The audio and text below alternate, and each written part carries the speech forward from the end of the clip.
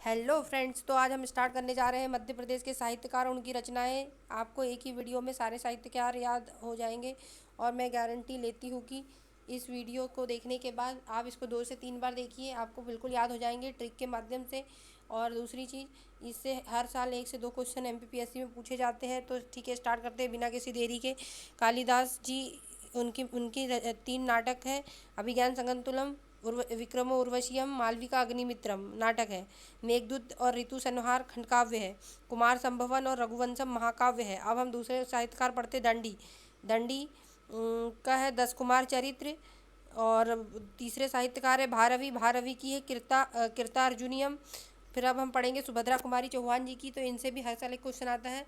तो देखिए, झांसी की रानी बचपन में उन्मादनी थी। सभा का खेल, बिखरे मोती, वीरों का कैसा होगा बसंत, राखी की चुनौती, मुकुल, त्रिधारा, सीधे साधे चित्र। ये झांसी की रानी वीररस प्रधान कवियत्री थी। तो इनकी ये रचनाएं हैं।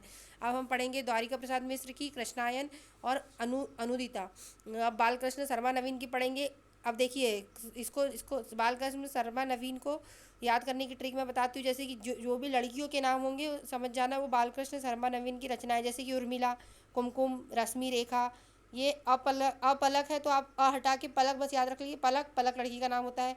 फिर अब उसके बाद हम पढ़ते हैं हम विस्पाई जन्म के, क्वासी प्रणायन, सतवन और विनोबा सतवन। ये है सब बालकृष्ण शर्मा नवीन की रचनाएं है।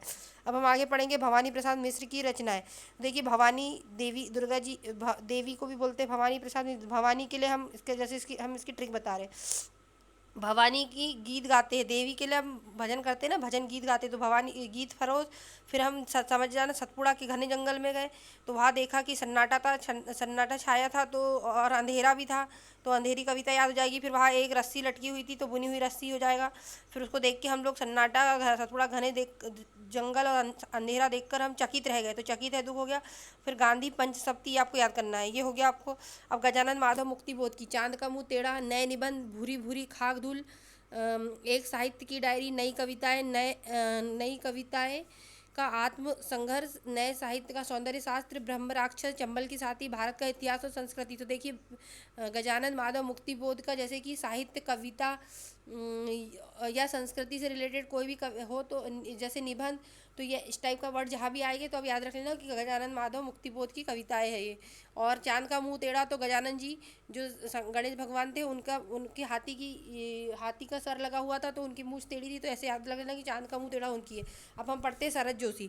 शरद जोशी जी की है। शरद जोशी जी जोश में आ गए और जीप पर सवार होकर चलने लगे। तो जीप पर सवार इलिया हो गया। फिर वो उन्होंने देखा कि इलिया थी तो राह किनारे बैठ साइड में उन्होंने गाड़ी लगा ली और किनारे बैठ गए।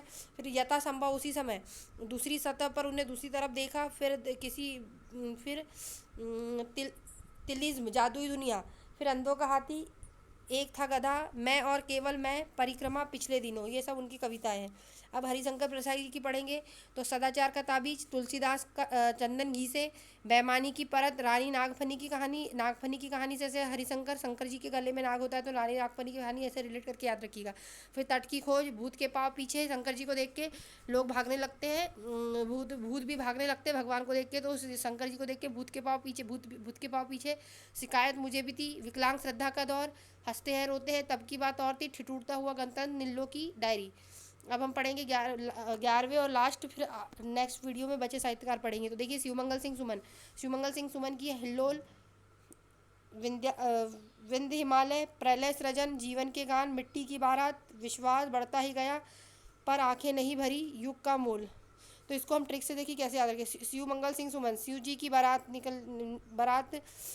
की मिट्टी की बारात निकलती है हिल्लोल करते हुए विंध्य हिमालय से, प्रलय के सृजन के समय जीवन के गान गाते हुए, युग का मोल समझ आता है, विश्वास बढ़ता ही गया पर आंखें नहीं भरी। Thank you.